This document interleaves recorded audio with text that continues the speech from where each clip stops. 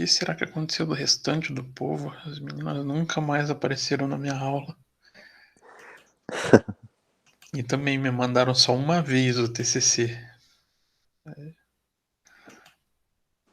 O professor só tá orientando 2 grupos da nossa sala? Só. Ah, tá.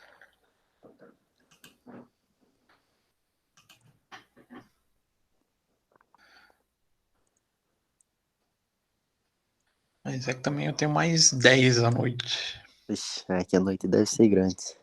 É 2 turmas, né? Então, Nossa senhora. 2 turmas, mais ou menos 40 em cada turma. Nossa. Eu sei que é. No total, acho que deu 30 equipes. E são 3 orientadores de contábeis só? É, 3. Ficou bastante. Fica pesado, fica puxado. Ainda para ajudar, acontece essa história da pandemia, atrapalha tudo, né? É. Mas não tem muito o que fazer.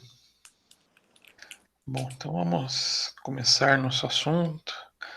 Já estamos encerrando, né? Praticamente hoje e a aula que vem que eu vou fazer uma revisãozinha. Então, de tema novo mesmo é só hoje. Já comentando para vocês sobre a prova, vocês sempre ficam curiosos. Coloquei só pergunta de múltipla escolha, só múltipla escolha. Então, como vocês vão poder fazer com consulta, né? A tendência é que fique bem tranquilinho de responder, de resolver essa prova. Acho que a gente não vai ter problema.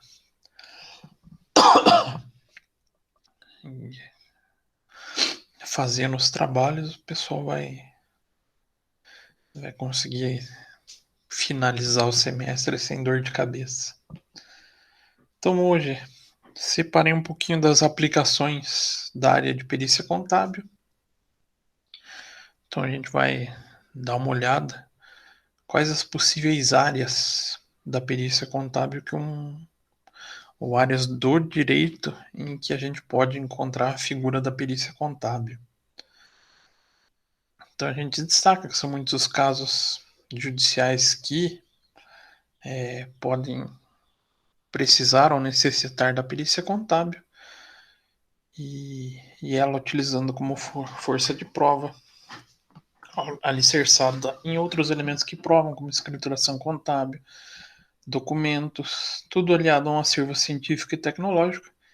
Então a perícia acaba tendo algo especial e específico para agregar nesse auxílio nessas decisões judiciais. Então a escrita contábil, em alguns casos, ela acaba sendo decisiva na hora do julgamento. Então não vai ser incomum a gente encontrar casos, principalmente de determinados tipos de ações, onde a escrita contábil, a perícia contábil, ela acaba sendo fundamental para essa resolução do litígio, né, para o auxílio na decisão do juiz. Então, casos que envolvam fatos patrimoniais de pessoas, de sociedades empresariais ou simples, de instituições, onde estiver o diretor patrimonial, está a perícia como auxiliar de primeira linha nos julgamentos. Logo, grande é o campo de ação do perito, e os casos que apresentamos a seguir são neles, repetimos, inclusive temas para sermos mais didáticos, ampliando o valor expositivo. Então, primeiro tipo de caso que a gente pode encontrar a perícia, quando a gente fala de a ação de alimentos. Já ouviram falar nesse tipo de ação? Ação alimentícia ou ação de alimentos?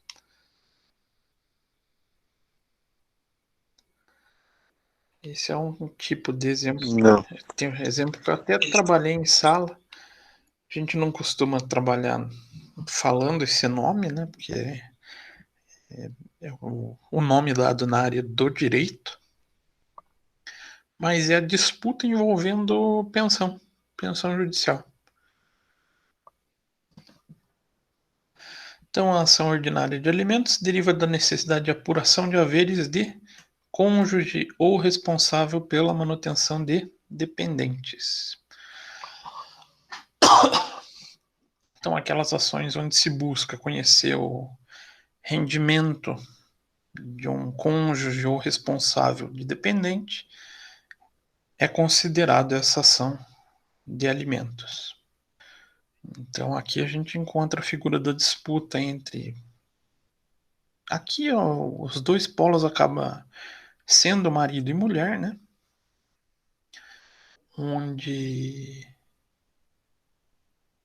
em geral, a mulher acaba pleiteando haveres para o seu subsídio ou, e principalmente, né, para o subsídio de dependentes. E nem sempre o levantamento desse haveres é tão fácil. Ah, por quê? Levantar haver de assalariado é tranquilo. A gente consegue levantar valor através de folha de pagamento. E de um sócio? Será que já fica tão fácil assim? De um prestador de serviço, onde a pessoa tenha rendimentos que não sejam de caráter assalariado. Então, nesses casos, a gente costuma ter muito a figura da omissão de receitas, tentando minimizar esses haveres. Aí entra a disputa judicial. Então, busca-se a convicção sobre o poder econômico de uma pessoa para fim de manter aqueles pelos quais é legalmente responsável.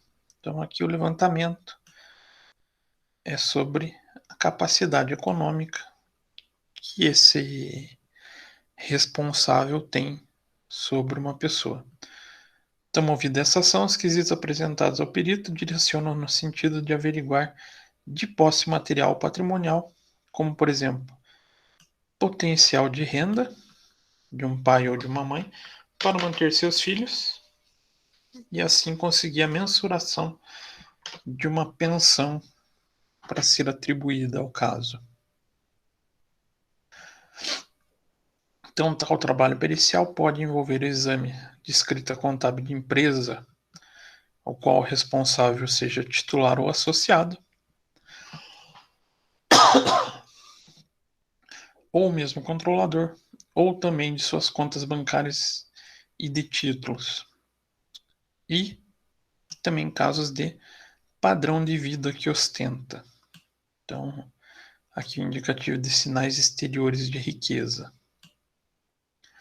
Até é interessante, hoje em dia a gente vê muita decisão até pautada nesse cara. Porque nem sempre a gente consegue levantar o valor, o rendimento de uma pessoa de maneira muito simples. Às vezes esse processo é um pouco delicado, quase beirando o levantamento de fraude. Só que a pessoa ela tem o descuidado de falar que ganha, sei lá, R$ 2.000 e mora num apartamento no Batel. Puxa, tem alguma coisa errada, né? Vocês acham que alguém que ganha R$ 2.000 por mês teria condições de morar num apartamento no Batel? Talvez como empregado. Mas em geral não é o caso. Brincando só. Mas a pessoa ela esquece de... Ela cuida de ocultar os rendimentos, mas ela não muda ou ela mantém um padrão que não condiz com aquela realidade. Então, às vezes, o padrão de vida que essa pessoa ostenta também pode ser utilizado para para um auxílio na decisão. Então, quando a gente fala nesses casos, a própria investigação da vida da pessoa, fazer a visita no local que ela mora, acaba sendo fonte de informação para o laudo pericial. Então, para exame feito na empresa, os quesitos direcionam-se no sentido de apurar-se o que ela ofere de renda nessa empresa. Então, a pessoa é sócio, o que ela consegue tirar de renda daquela empresa? Então, pode ser por valor de retirada, então distribuição de lucro, salário indireto. Salário indireto? Pode existir isso?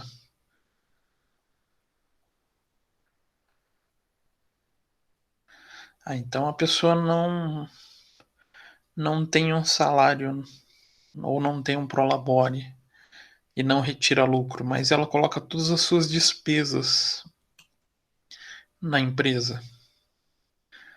Ela faz a manutenção da sua vida através dos pagamentos da empresa.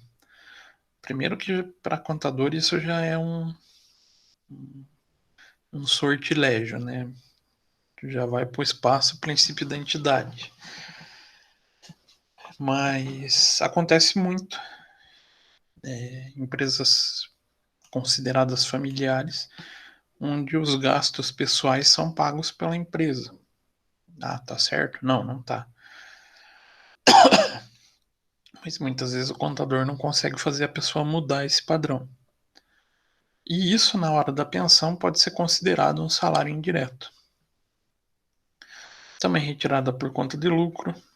Então, várias formas de pagamento que esse réu ou esse responsável legal pela pensão pode estar auferindo e que ele não declara. Isso acaba tendo que ser levantado através de uma perícia judicial, uma perícia contábil. Então, como é usual em todo mundo, a dita economia informal, as perícias podem ser orientadas a examinar o padrão de vida e os ditos sinais exteriores de riqueza. Então, matéria que não consta de escrita contábil, mas que o perito pode verificar pelo exame de livros de terceiros, como compra de veículos, contas bancárias. Então, esses sinais de riqueza, sinais exteriores de riqueza, o padrão de vida que a pessoa ostenta, o perito então consegue levantar através da verificação ou da observação do padrão de vida dessa pessoa e solicitar informações a terceiros. Algumas informações vai ter que ser através de pedido de quebra, mas exemplo para que a pessoa consiga, ou para que o perito consiga indicar esse possível pedido de quebra, é justamente indicando esses possíveis sinais e daí solicitar quebra de sigilo fiscal, quebra de sigilo bancário, acesso a informações de terceiros. Então, de repente, ele consegue levantar veículos através do Detran. Então, ele vai conseguindo compor essa possível renda desse investigado ou desse periciado. Então, um advogado astuto, assessorado por um bom perito, pode levantar os padrões de vida fora da escrita contábil com relativa facilidade, se ele deixar esse rastro para trás, obtendo provas em terceiros, em livros de terceiros, até mesmo com indagações paralelas. Então, do livro de terceiros, ali a gente já viu quebra de sigilo bancário, quebra de sigilo fiscal, mas também ele pode se utilizar da indagação de terceiros para levantar possíveis desvios ou possíveis padrões de vidas que essa pessoa tenha. Então é habitual também, prevendo a separação, o empresário recorrer a simulações como transferência de cotas e ações. Então ele transfere essas cotas e ações a terceiros que se prestam a ser seus intermediários. O famoso laranja, né? Transferir propriedades a preço ínfimo, a preço bem mais baixo do que a realidade, para depois recuperá-los em operações de triangulação. Então, isso acontece com relativa frequência quando a gente vê empresários começando a tirar bens do seu nome porque já prevê uma possível separação. Tudo isso o perito também consegue levantar com um pouco de esforço, um pouco de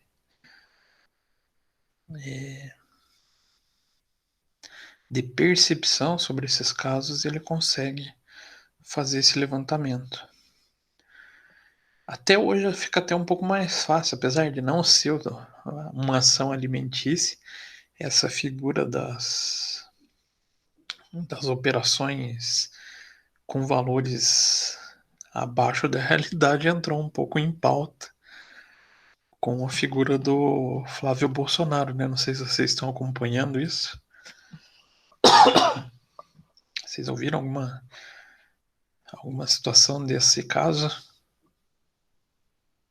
Não, professor. Eu não cheguei a ver nenhum. Não sei se é bom ou se é ruim, acho que tá mais para bom não ter observado do que ter observado. Mas o próprio caso do Bolsonaro, do Flávio Bolsonaro, se enquadra nesses moldes aqui. Ele acabou comprando alguns bens com valor muito abaixo do real para depois vender com valor de mercado. E daí isso está gerando o indício de fraude nessas compras. Apesar de então aí ser um processo criminal, né? O modus operandi acaba sendo o mesmo, ou bem parecido, com o que empresários que já têm essa ciência da separação, então ele já tem essa previsão que vai separar, ele acaba executando. Então, hoje a gente consegue ver até em outras áreas fora da área de pensão alimentícia esse tipo de caso. Então, o perito hábil, no caso, procura examinar tal situação por comparação de declaração de bens anteriores. Então, aqui por isso a importância da quebra de sigilo fiscal. A gente consegue levantar o que a pessoa declarava que tinha. Também por alterações de contratual anteriores, por transferência em livro de ações e por venda de veículos recentemente operados, venda de imóveis recentemente operados. Tudo isso acaba levando a indícios para depois colher provas sobre o desvio de posse e redução de pensão alimentícia. Então, mesmo quando a gente tem essas figuras da omissão de bens e rendas, o perito ele consegue fazer esses levantamentos pelo próprio padrão de vida que a pessoa ostenta. Então, uma das áreas que a gente julga fundamental, que a perícia acaba sendo muito demandada, então é nessas ações alimentícias. Tá? Não é as mais simples de serem trabalhadas, mas como é uma matéria que envolve conhecimento principalmente sobre essas transações, sobre o cruzamento das informações sobre transações de compra e venda e de receita não declarada, é uma área que demanda muito o trabalho da perícia. Tranquilo? Beleza. Outro caso, ações de apuração de haveres. Então, vamos encerrar a empresa ou vamos sair da empresa? Será que todo caso se dá de maneira tranquila? Não, Não, né? na maioria das vezes, né? Isso não deixa de parecer com um casamento. Porque querendo ou não, a gente tá rompendo um casamento entre sócios, né? Mas tudo isso também gera demandas, e aqui às vezes demandas mais complexas. Então, as causas de apuração de haveres podem se dar em razão de morte do sócio, morte de cônjuge de sócio, do exercício do direito de se retirar, dissolução parcial ou total de sociedade, ou seja, nos casos em que se torna necessário apurar os direitos de alguém sobre essa entidade, sobre o patrimônio dessa entidade. Então, por isso, também se dá quando um sócio se retira ou é expulso. Vocês sabiam? Um sócio pode ser expulso da sociedade?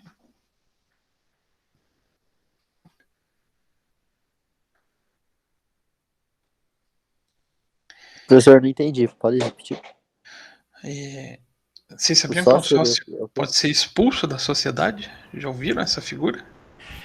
O sócio expulso da própria sociedade? Aham. Ele deve ter cometido algo muito sério, né, professor, para acontecer isso. Em geral é. Mas isso pode ser feito em lei mesmo? Tipo, algum. Tem que estar previsto no contrato social, mas pode.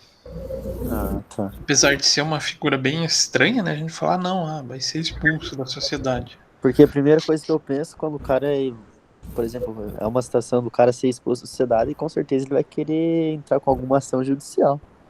Sim, sim. Tá lá no final. Mais pra frente a gente vai falar dela. É a primeira coisa que eu penso. Mas, na verdade, a expulsão ela acaba se dando via processo judicial. A gente acaba tendo que entrar na justiça para fazer valer essa cláusula contratual. Mas é uma possibilidade que existe. Então, de repente, o sócio tem uma má conduta perante a sociedade que pode manchar a imagem da empresa. Isso seria uma forma de justificar uma expulsão. Então, a pessoa usa, ou como o pessoal da área jurídica fala, macula o nome da empresa. Então, isso pode acabar gerando essa expulsão. E junto com a expulsão, então, ou junto com a saída de um sócio, acaba tendo essa necessidade de levantamento de direitos sobre o patrimônio.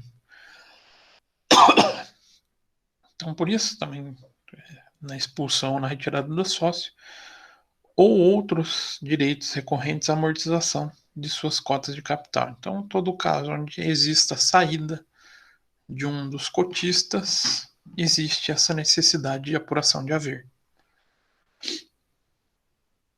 E o que se busca conhecer, então, nessas apurações de haveres, nesses processos de apurações de haveres? Primeiro, crédito do sócio em conta devidamente atualizada. Segundo, os débitos do sócio em conta devidamente atualizada. Então, levanta-se o que o sócio deve para a empresa, o que o sócio tem a receber da empresa. Também levanta-se o valor patrimonial, ou o valor líquido da empresa, né? Quanto que a empresa vale. Também aqui é um processo um pouquinho mais complicadinho, mas busca-se conhecer o fundo de comércio dessa empresa, qual que é o famoso goodwill. Até vocês estão mais acostumados, acho que por esse nome, né? Goodwill do que fundo de comércio. Eu nem tinha visto esse termo fundo de comércio. Só agora. Quando a gente fala na área jurídica, a gente não pode escrever para um juiz goodwill. A gente tem que escrever fundo de comércio. Então, se a empresa tem algum goodwill, o perito vai ter que levantar esse valor para considerar na apuração de haveres. As expectativas de caixa de cada sociedade quando ela vai continuar em funcionamento e existe previsão expressa de que a precificação se dará via fluxo de caixa descontado. Então a gente vai fazer essa precificação das ações, o valor patrimonial, através do fluxo de caixa descontado. O perito vai ter que levantar todos os possíveis entradas de caixa. Expectativas de realização de ativo. Aí isso quando a sociedade vai se extinguir. Então, levantar todo o possível valor de venda de seus estoques, de seus imobilizados.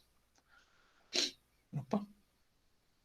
Tudo isso para ajudar a mensurar qual vai ser o valor que cada um tem sobre essa empresa.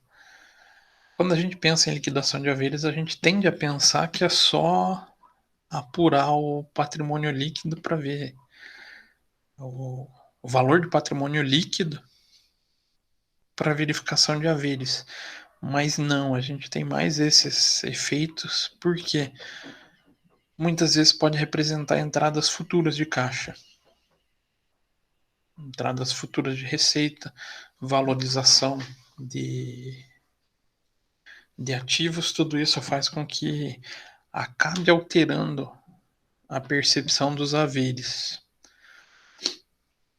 Então essas questões são as básicas, né, que se propõem na elaboração de haveres, embora não sejam exclusivas. Então a gente pode ter mais levantamentos, mas aquelas são as mais comuns.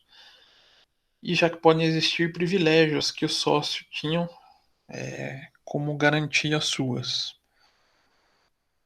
Os exames abrangem, pois, diversos elementos e se devem considerar as condições da continuação ou não da sociedade.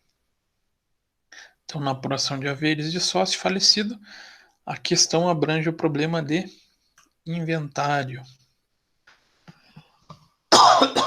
e pode ter várias conotações. Então, as comuns: se a célula social era um empresário. 2. Se a empresa era uma sociedade de pessoas. E 3. Se a célula social era uma sociedade anônima ou de responsabilidade limitada. Então, aqui, identificar qual tipo de sociedade é para que se possa efetuar o levantamento de haveres da forma correta. Mais fácil de todos, que não é tão fácil, tá? Empresário individual, a gente não tem a figura dos demais sócios para fazer o levantamento de haveres. Vai entrar só na questão do inventário. Opa, não era para ter riscado.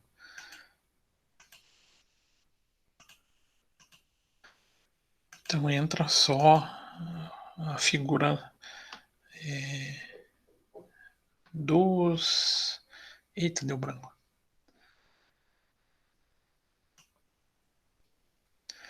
Bom, vamos colocar...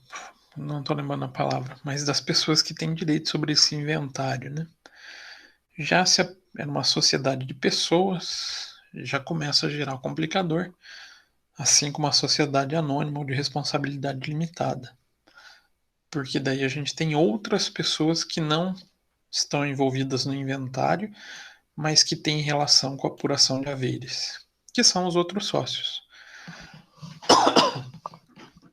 Então, sociedade de pessoas são aquelas sociedades de profissionais.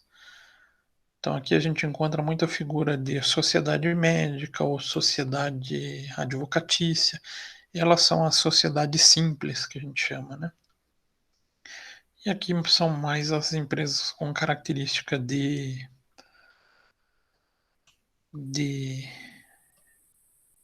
empresa mesmo, as sociedades empresariais em si. Então, cada uma delas tem a sua preocupação nessa apuração de haveres e sua forma de tratamento em relação à legislação. Então, no caso de empresa individual, ocorre o balanço e, feito esse balanço de inventário, a gente não tem pensamento de haveres por sócios. Encerra o balanço, divide para os inventariantes, né? É o caso mais tranquilo. Então, na sociedade de pessoas, pode ser limitada em nome coletivo em comandita simples, faz-se a apuração de haveres e o juiz determina, então, a apuração de haveres e de balanço. Então, aí a necessidade de um perito para proceder às avaliações. Na prática, o que ocorre é a apuração do que toca ao ser inventariado. Então, aqui a gente acaba fazendo um balanço final, um balanço de encerramento, e o juiz vai fazer a determinação dos haveres que cada sócio tem para receber. Mas lembrando, o juiz ele não tem o conhecimento para isso. Ele não é detentor do conhecimento contábil, então ele acaba repassando isso para a figura de um perito para fazer esse levantamento. Então dá para ver que o primeiro caso aqui é bem mais simples, né? Fez o balanço, distribui os valores para cada sócio. Para cada sócio não, né? Para os inventariantes, porque não existe a figura do sócio. Aqui a gente já tem a figura do sócio para fazer essa divisão, então já traz complexidade aos casos. E uma variedade de casos pode ocorrer e é preciso examinar. Aí, alguns passos que a gente tem que tomar cuidado nessa apuração de haveres de empresas ou de sociedades. Então, só uma listinha de cuidados a serem seguidos. Primeiro, o contrato social e suas alterações para determinar a participação de cada sócio, quer por subscrição, quer por integralização.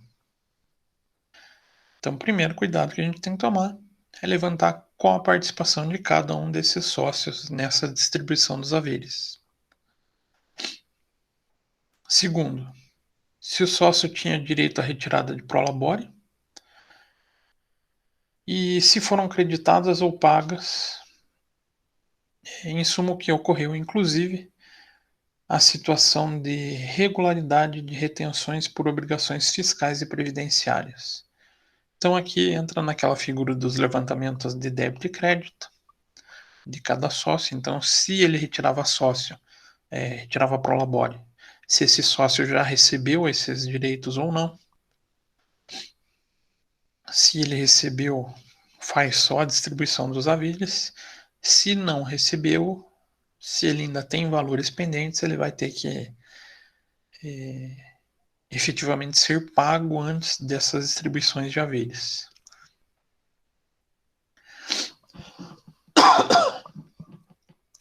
Se os balanços atribuíam lucros e se esses foram pagos ou creditados, então na existência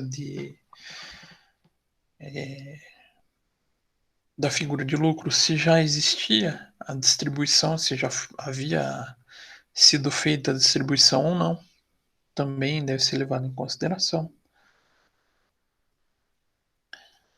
Também deve-se levantar se o sócio recebeu essas antecipações de lucro, que é para fazer o confronto. Se existia lucro, se já tinha sido distribuído ou se ele recebeu antecipado. Tudo isso modifica a percepção na hora da finalização da apuração de haveres. Se o sócio emprestou dinheiro à sociedade ou se ele recebeu dinheiro da sociedade, existindo qualquer um dos dois, a gente tem que fazer a quitação dos valores antes da apuração de haveres. Se os lucros foram acumulados, então se não houve distribuição, se eles constam acumulados no patrimônio líquido,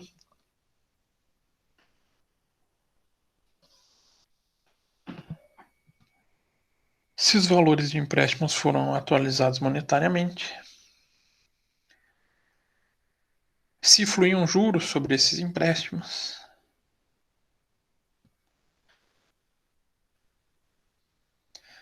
se o patrimônio líquido foi corrigido monetariamente, qual a média de lucros passados a valores constantes, quais as expectativas de lucros a valores constantes, então projeção para aqueles levantamentos de possíveis entradas futuras de caixa, né? Qual o valor real de reposição dos ativos imobilizados de uma sociedade? Aqui é bom se a pessoa conseguisse manter o teste de impairment bonitinho, já estaria pronto para o perito, mas como a maioria das empresas não mantém o teste de impairment bonitinho, o item 13 acaba sendo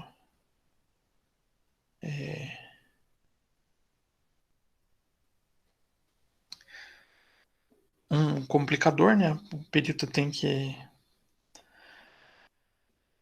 buscar esses valores, né?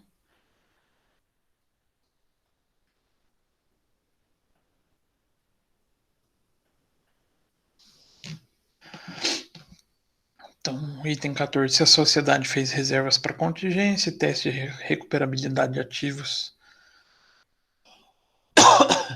também acabam entrando nessa percepção. Com a perspectiva do imobilizado técnico ante ao mercado, então valorização, desvalorização, obsolescência. Se existe subavaliação de estoques,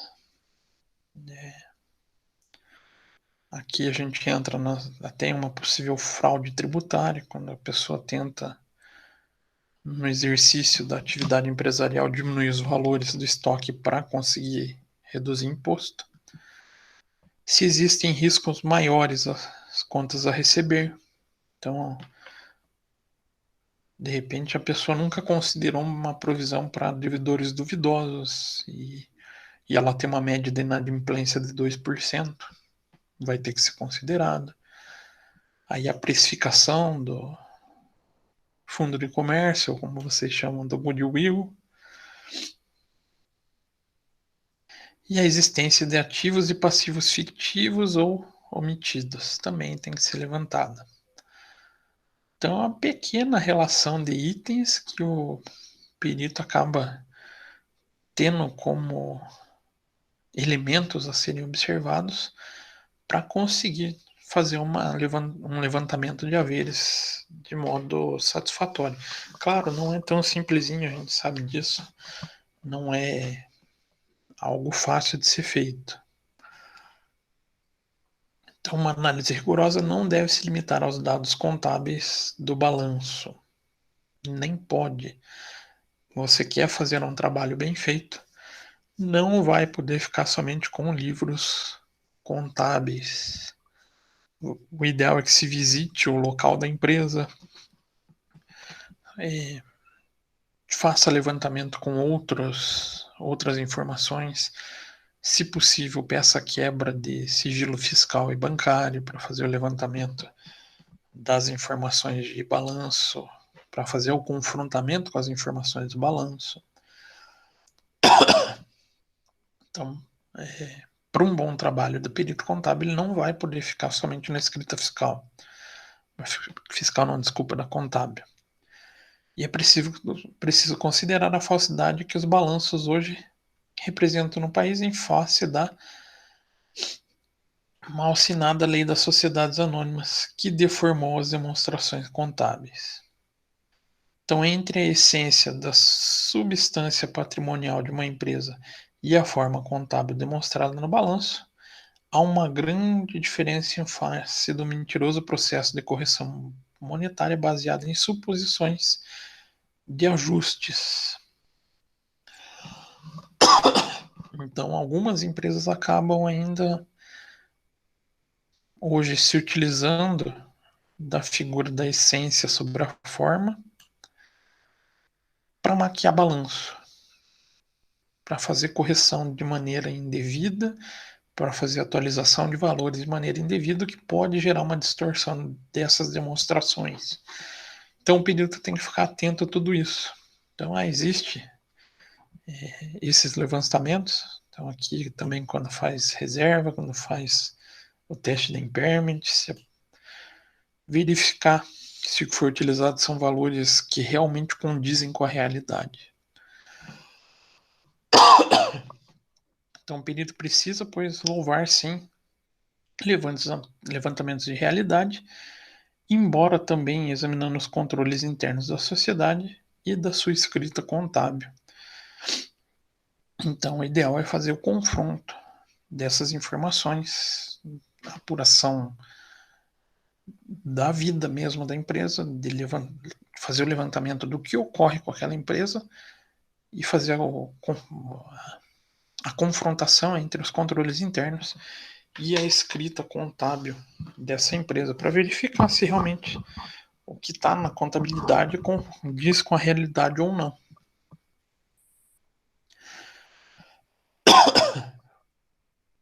Então é preciso rastrear as contas de capital, de empréstimos, de lucros, das realidades do passivo e do ativo de uma sociedade. Então os exames não são tão sigelos quando possa parecer, então não são tão simples, eles acabam tendo uma complexidade bem significativa quando a gente trabalha essa apuração de haveres. Então, os quesitos devem ser orientados no sentido de abranger a totalidade dos direitos em bases de realidades. Aqui, então, quando a gente trabalhar como assistente, a figura que a gente tem de trazer o maior número de quesitos baseados principalmente na realidade vivida pela empresa.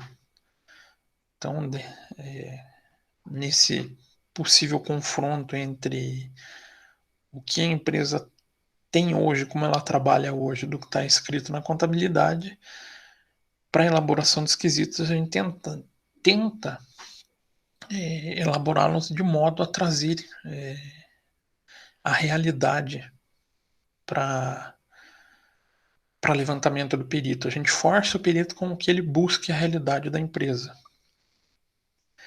Então, trata-se de um exame integral global, objetivando conhecer a parcela no que toca ao sócio falecido ou regresso da sociedade. Então, examina-se a sociedade e a situação do sócio nela. Então, de modo bem simples, a gente pode presumir que o exame de apuração de haveres é complexo e não se limita apenas à conta de sócio, mas também a da sociedade em seu comportamento comparativo e prospectivo. Então, o modus operandi para apuração de haveres é delicado, é complexo, é trabalhoso e não pode se limitar somente a valor patrimonial ou conta do sócio. A gente vê ali uma lista de itens que a gente precisa prestar atenção quando está fazendo a apuração de haveres. E aqui uma listinha de como seriam passo a passo dessa apuração de haveres de modo resumido. como que a gente pode se atrelar para conseguir fazer esse tipo de trabalho. Então, quando o objetivo é a apuração contábil de haveres, para que se conheça o valor de cotas patrimonial do sócio, o método a ser empregado deve revelar os seguintes fatos. Então, vocês vão fazer o levantamento de haveres. O que vocês precisam se atentar? Determinação qualitativa do ativo. Então, vocês precisam verificar o que são esses ativos, quais são os ativos na sua essência. Aqui a gente não pensa em valores. Então a gente vai lá e vê. De repente a gente quer ver o imobilizado registrado nessa empresa. Aí fazer a constatação local desse imobilizado. Não, quero ver estoques. É ir fazer o levantamento dos estoques dessa sociedade. Não, eu quero saber a conta clientes. É ir fazer o levantamento dos registros de duplicatas a receber, de contas a receber. Para saber se tudo aquilo ali existe realmente, se pode ser considerado ou não. Então, feito isso, faz-se a determinação quantitativa do ativo. Aqui a gente define efetivamente os valores. Então, todos os ativos condizem com a realidade registrada, então a gente vai e faz a precificação desses ativos. E no caso ainda dos ativos é a determinação de imaterialidades. Então a gente verifica o que pode estar registrado na contabilidade e que não exista. Então, de repente, a gente tem ativos que estão registrados que simplesmente hoje não existem mais. Então, a gente já pode fazer esse apontamento também. Aí a gente passa um pouquinho para o passivo. Então, determinação qualitativa das dívidas.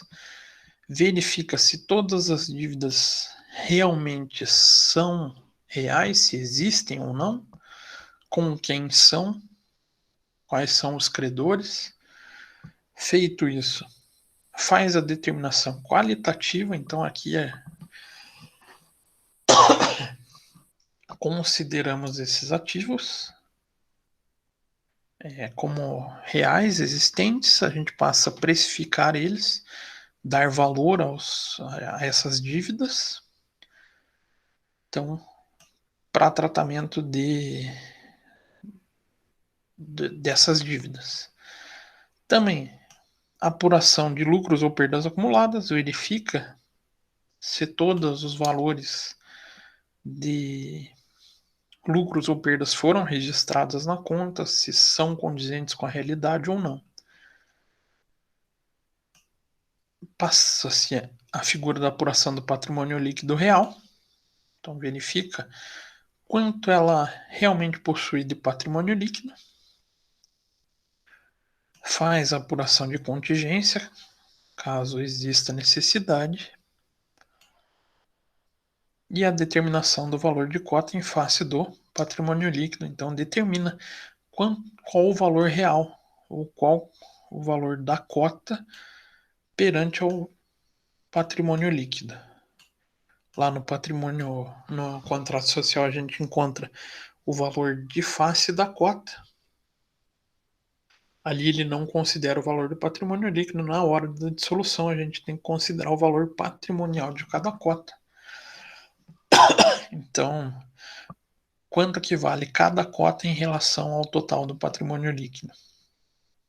Então, esses são os principais passos para fazer esse levantamento de haveres. E esses elementos conseguem, então, serem gerados com algumas informações principalmente vindo do balanço patrimonial, do balanço de resultados ou da demonstração de resultados,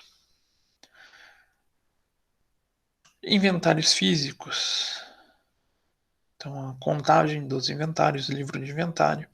Aí contagem de inventário pode ser tanto qualitativo quanto quantitativo. O ideal é ter as duas informações. Nos livros contábeis e fiscais e documentos pertinentes. E informações econômicas, estatísticas e financeiras pertinentes. Aqui já vem do trabalho do próprio perito. Então, levantamentos que o próprio perito pode gerar. Então, o critério geral de determinação e apuração é similar ao método de liquidação, ou seja, dos valores que possam ser encontrados no mercado para esses itens patrimoniais. Então,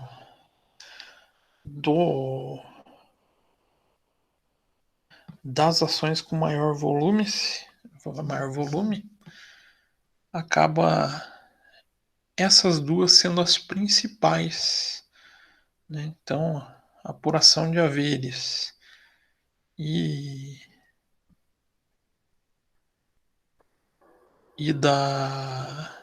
das ações de alimentos são as duas principais ações que a gente encontra na vida do perito contábil.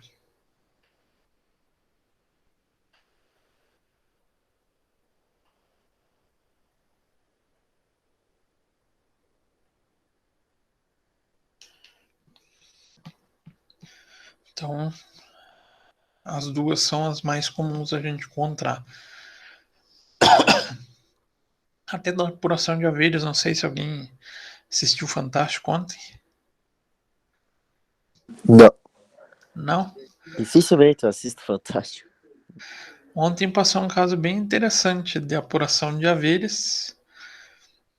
Na verdade, envolve tanto a recuperação, não é nem a recuperação judicial.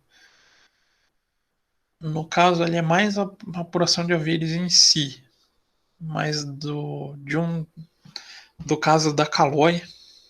Então, o fundador da Caloi, quando faleceu, aí ficou um filho por aqueles filhos fora do casamento. Hoje está a maior briga judicial em relação às apurações de haveres dessa venda da Caloi. Só que ele envolve tanto apuração de haveres, recuperação judicial, um processo bem complexo de ser feito, e a discussão ali gira em torno de 300 milhões de reais. Ali é um bom lugar para trabalhar, para ser perito. Porque dá para tirar um honorário bem... Claro, o trabalho é extremamente delicado de ser feito, mas o honorário que se consegue tirar ali é bem significativo. Outro caso que acontece na vida do perito, recuperação judicial. Então, recuperação judicial é um caso onde sempre que existe acaba envolvendo a figura dos peritos, tanto dos assistentes quanto do oficial, do nomeado.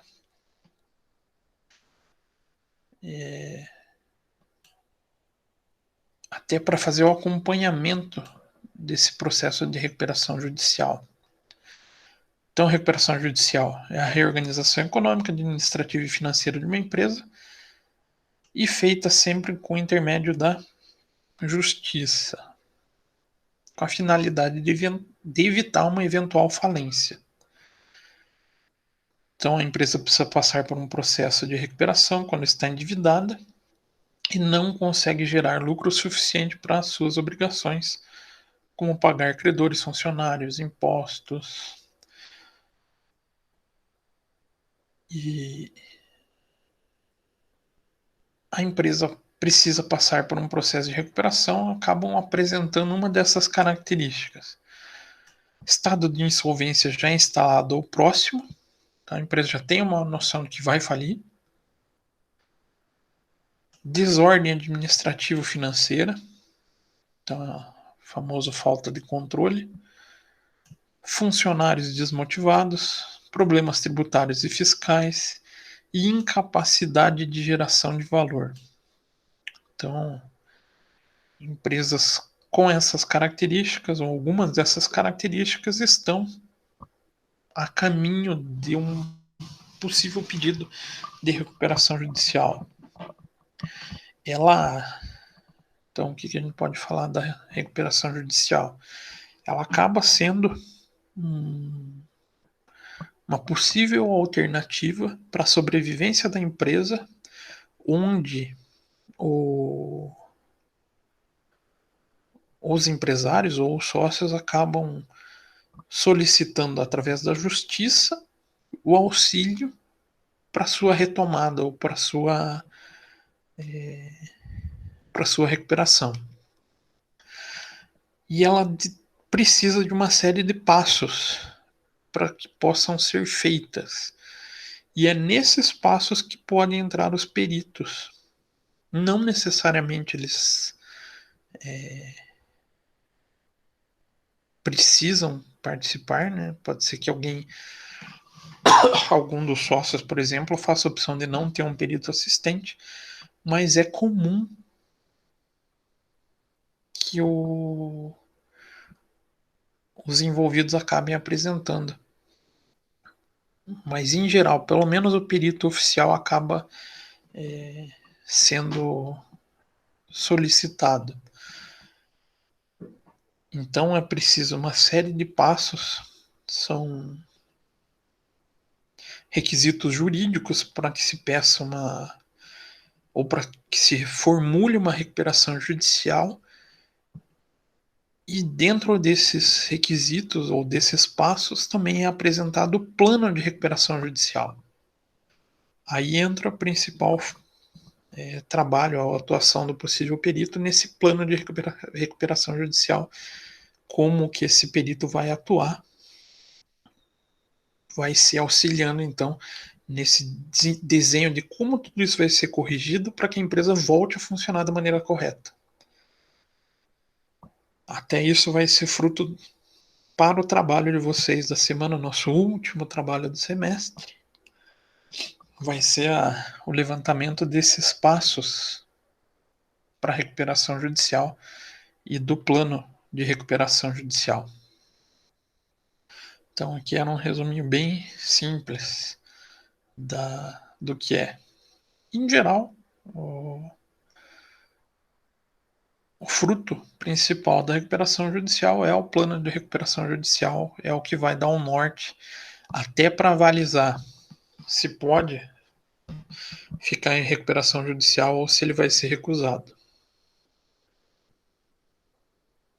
Detalhe, tudo isso, todo esse plano também passa por uma aprovação.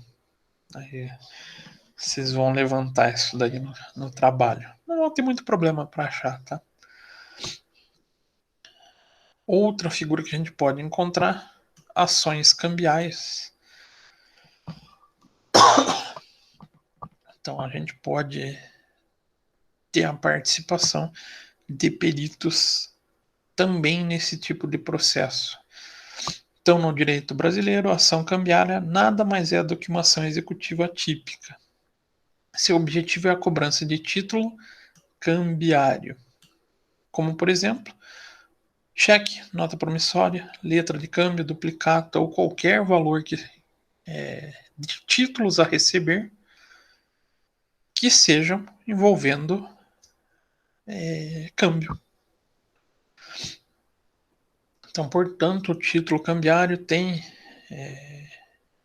direito à ação cambiária contra todos os obrigados ou cobrigados, sem a necessidade de observar a ordem em que se obrigam.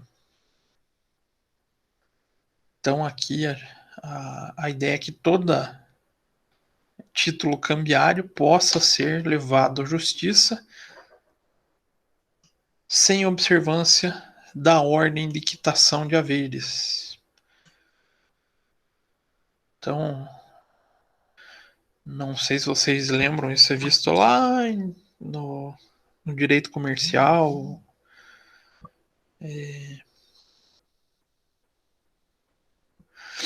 quais são a ordem dos credores de uma empresa, principalmente no caso de recuperação judicial e de falência concordata?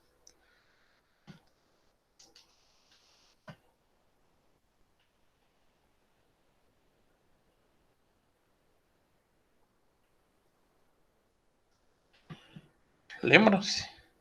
Então vem lá trabalhista, tributária, bancária, outros credores.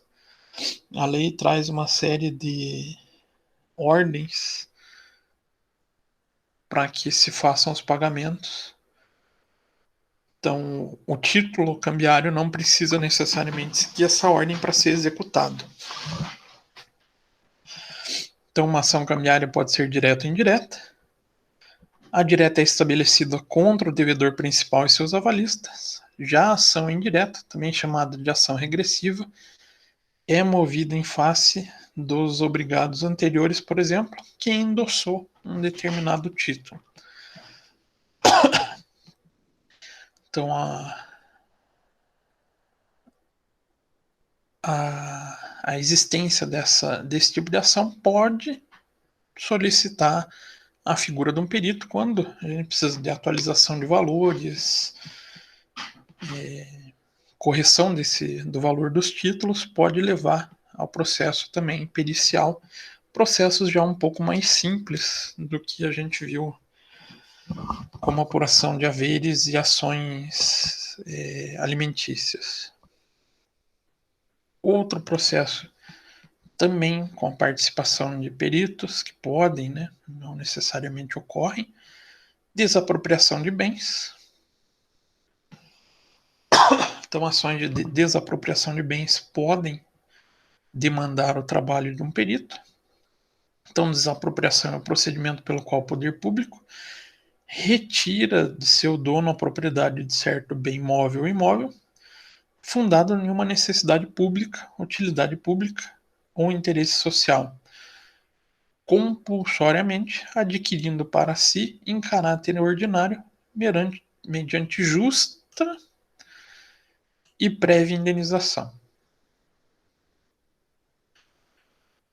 Então, em geral, é um ato provida pelo Estado, mas poderá ser concedido a particulares permissionários ou concessionários de serviços públicos, mediante autorização da lei ou de contrato com a administração pública. E a desapropriação é sempre compulsória e exige indenização do dano do imóvel. Aonde pode existir a figura da perícia nessas desapropriações? Justamente nos valores. Então, o Código Civil determina que a indenização seja justa. Mas aí é que tá, o que é o justa para quando você está desapropriando uma casa? Então aí pode entrar a figura da discussão sobre a desapropriação, em que o perito tem a participação. Determinação dos valores. Nem sempre ela realmente é condizente com a realidade. Um bom exemplo disso, muitas casas têm um valor de venda hoje maior do que consta no IPTU. Então, de repente, a prefeitura quer desapropriar o bem de vocês e remunerar pelo valor que consta no IPTU. Pode ser que exista discussão aí, vocês não concordem e entrem na justiça solicitando essa remuneração justa do valor.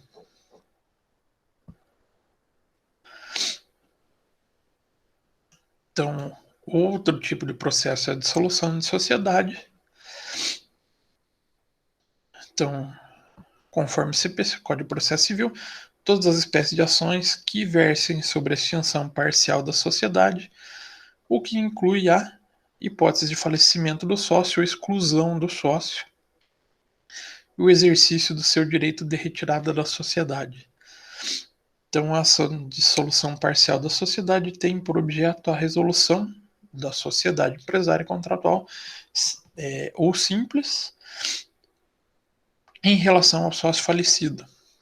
excluindo ou que exerceu o direito de retirada ou recesso. A apuração de haveres do sócio falecido, excluído ou que exerceu o direito de retirada ou recesso, ou somente a resolução e apuração de haveres. Então, nesses processos de dissolução da sociedade, o principal trabalho do perito é o mais complexo, que é a apuração de haveres. Aí dentro dessa dissolução, o processo mais específico que tem é a exclusão do sócio.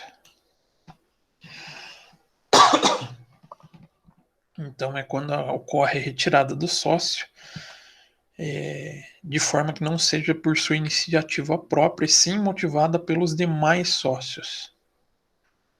Por isso pode-se dizer que ela funciona como uma despedida imotivada do sócio, ou seja, quando ele é expulso da sociedade contra sua vontade. Então a lei prevê essa permissão, ela acaba entrando. Então, essa exclusão, segundo o Código Civil, também é uma dissolução parcial da sociedade, ou quando for só dois sócios, a resolução da sociedade, a finalização, que são as possibilidades de extinção do vínculo de um sócio em relação à sociedade. E a lei prevê essa permissão quando disposto no contrato social os motivos para essa exclusão do sócio. Então hoje é comum a gente encontrar, aumentou muito os contratos sociais com essas características. Lá dentro da resolução de sociedades, o que a gente pode encontrar motivando essa exclusão? Então, um exemplo. A gente pode até fazer uma analogia. A gente tem a justa causa para um funcionário, né? Então, com algumas atitudes que podem motivar essa justa causa. A mesma coisa pode acontecer para um sócio. Então, de repente, ele foi descoberto em fraude pelos outros sócios. Isso pode ser motivo de exclusão. Ou igual eu falei lá no começo da aula, a mácula do nome da sociedade. Alguém vem usando de modo indevido o nome da sociedade.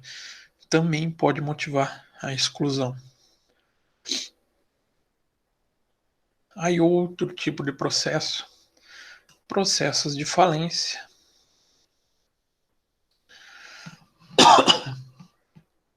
Então aqui já não existe mais a possibilidade da recuperação judicial. Então a falência é o processo judicial de execução concursal do patrimônio devedor, que pode ser sob a forma de sociedade por cotas de responsabilidade ou anônima, ou também de sociedade limitada individual. Para os não empresários, cabe o processo de insolvência civil em casos do não cumprimento das obrigações envolvidas, que constituem um processo diferente da execução concursal. Quando a gente pensa em falência e concordato, a gente está pensando em empresas de caráter limitado. Entre as diferenças que separam esses regimes, o falimentar e o da insolvência civil. Duas principais cabem a ser destacadas. São ilustrativas de como o regime falimentar trata o devedor empresário com mais privilégios jurídicos do que a legislação processual civil em relação aos demais devedores insolventes. Então, as duas possibilidades existentes são essa vamos falar assim, da falência da sociedade, vai depender da forma de constituição, sendo falimentar ligado às limitadas, insolvência civil ligadas aos empresários individuais.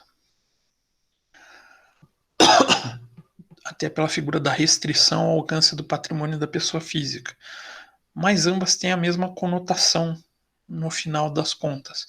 A empresa o empresário não tem condições mais de arcar com suas dívidas. Aí vai acontecer a figura da apuração de haveres, então tanto na dissolução de sociedade, tanto na exclusão de sócio, tanto na de falências, principal trabalho do perito é a apuração de haveres. Existindo essa apuração de haveres aí com caráter distintos, dissolução de sociedade e de exclusão de sócio para remuneração do capital de cada participante. No caso da falência, não. No caso da falência, a gente tem essa remuneração da sociedade envolvendo o pagamento dos credores. Então, aqui a gente faz a apuração de haveres para o pagamento dos credores. Outra situação possível envolvendo o perito contábil ou fundo de comércio. Então, algumas situações praticadas possibilitam requerer uma indenização pela perda de um ponto comercial, por exemplo. Então, como se sabe, o ponto é o local onde a atividade empresarial é exercida, sendo fundamental o negócio ali desenvolvido, uma vez que se torna referência dos consumidores.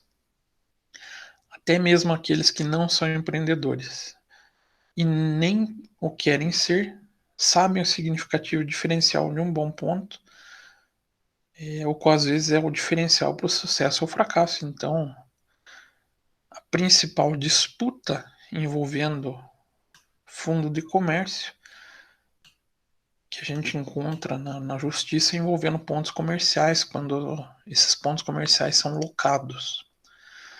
Então existe a locação, você cria uma imagem da empresa naquele local e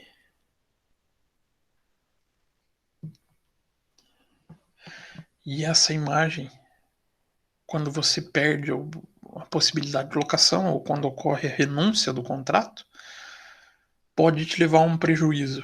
E esse prejuízo pode ser discutido na justiça. Então esse fundo de comércio representado na figura do ponto comercial é comum da gente encontrar nas disputas de denúncia de contrato. Aqui é um item um pouco mais genérico. Impugnação de créditos fiscais. Então, impugnação de lançamento é um instrumento pelo qual o contribuinte contesta o lançamento realizado em seu nome por autoridade fiscal. E a impugnação tempestiva protocolada pelo contribuinte instaura o litígio administrativo, que é uma das formas de alteração ou cancelamento do relançamento notificado. O que um perito atua nesses casos? Quando a gente tem a discussão sobre os valores sobre os créditos lançados. Então, o valor apresentado pelo fisco é um, pelo contribuinte é outro. Entra a figura do perito para chegar em um possível valor de lançamento a ser efetuado ou do que deveria ser considerado para apuração do imposto.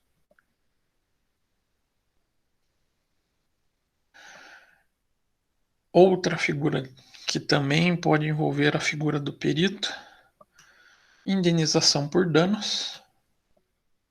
Então, constituem prejuízos ou perdas que atingem o patrimônio corpóreo de alguém. No caso de reparação de dano hipotético ou eventual, assim, necessita em regra, de prova efetiva. Nos termos do artigo 402 do Código Civil, os danos materiais podem ser subclassificados em danos emergentes, o que efetivamente já se perdeu, ou de lucros cessantes, quando o que razoavelmente deixou de lucrar. Aqui entra a figura do perito para determinação do valor desse dano, de quanto é o razoável por essa perda. Aí pode ser em várias tipos de processo, tá? E daí, quando a gente pensa em lucros cessantes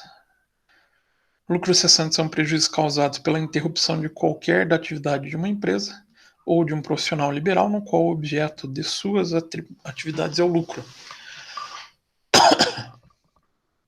Então, exemplo de lucros cessantes é não vender um produto por falta de estoque, uma máquina que para e deixa de produzir, um acidente de trânsito que tira um ônibus ou um táxi de circulação, um advogado que tem seu voo trocado e perde a hora de uma audiência.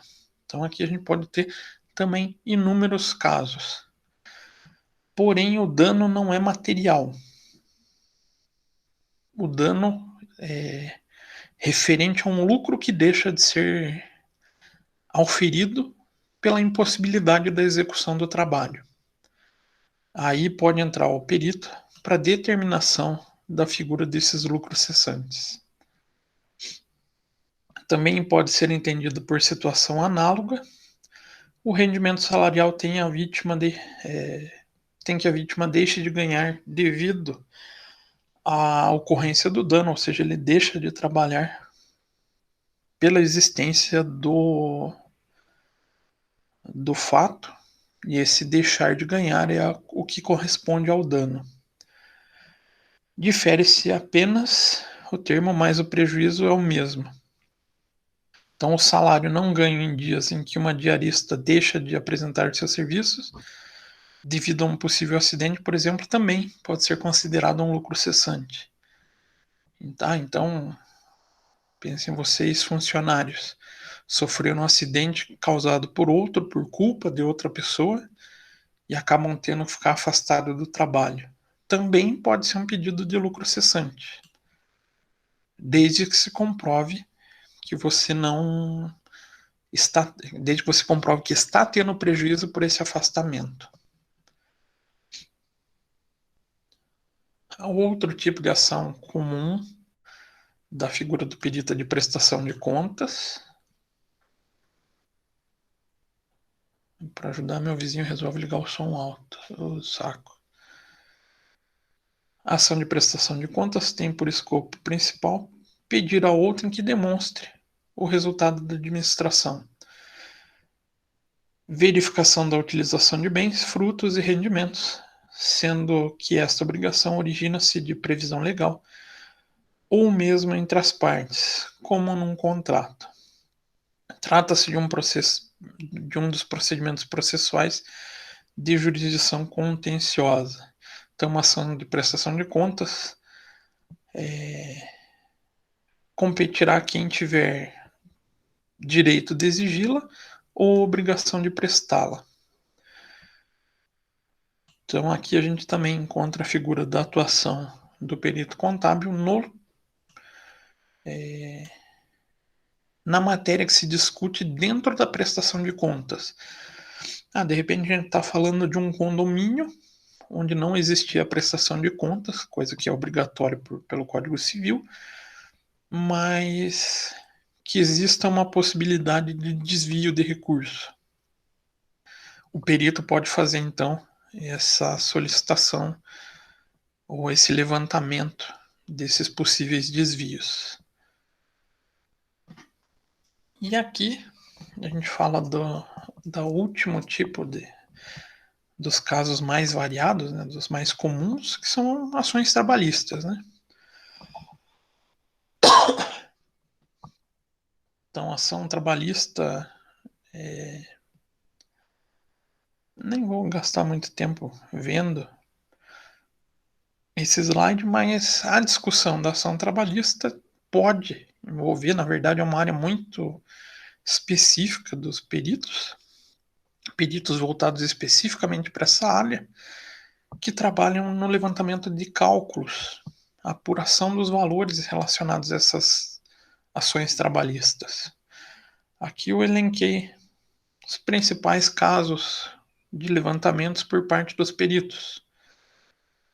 Então, reconhecimento do vínculo trabalhista, pagamento de horas extraordinárias, hora extra, recolhimento de FGTS, intervalo intrajornada, assédio moral, verbas atrasadas, acidente de serviço. Então aqui a gente poderia colocar uma lista enorme de casos onde o perito atue, principalmente fazendo cálculos, levantamento dos valores. Ele não entra na discussão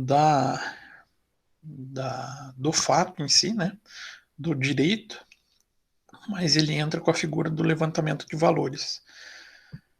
Então, na ação trabalhista, o perito ele tem muito mais a função de precificação do que levantamento do direito em si. Essas são as principais aplicações, era o que eu tinha para trabalhar com vocês hoje. Pergunto a vocês dúvidas, perguntas, questões? Por mim, tá tranquilo, professor. Esse tema, ele vai cair na prova? Não. Esses pontos? Não? Não, Era só mais uma a parte. Esse é... Na verdade, a turma de vocês está adiantada em relação às demais. Eu vou cobrar mais até a aula passada. Ah, tá, beleza. Mais dúvidas, perguntas? Por mim, tá tranquilo. Wellington, Tá tudo certo, professor. tudo certo? Assir, tá aí, Assir? Tranquilo? Então tá, gente. Então, acho que estamos dispensados hoje. Falar do trabalho de vocês, então, o que eu vou pedir para vocês? Eu falei lá na recuperação judicial que ela tem fases para serem seguidas. O que vocês vão fazer? Só levantar essas fases, fazer um breve descritivo do que é cada fase, e o plano de trabalho vocês vão achar dentro de uma dessas fases. Daí vocês também descrevem o que é o plano de recuperação judicial. Assim vocês vão conseguir identificar aonde que o perito atua ali dentro. Tranquilo? Beleza. Beleza. Então tá, gente. Então ficamos por aqui. Nos vemos semana que vem. Beleza, professor. E a hora que tiver o trabalho para me mandar lá, né? Sim. Você falou do referencial, que se quiser mandar para eu dar uma olhada, eu já olho e te devolvo. Ou se quiser esperar para mandar tudo junto, não tem problema. Beleza, eu te enviar então, professor. Então tá, gente. Então, boa semana para vocês. Valeu, obrigado. Igualmente. Beleza. Tchau, tchau, gente. Tchau, tchau.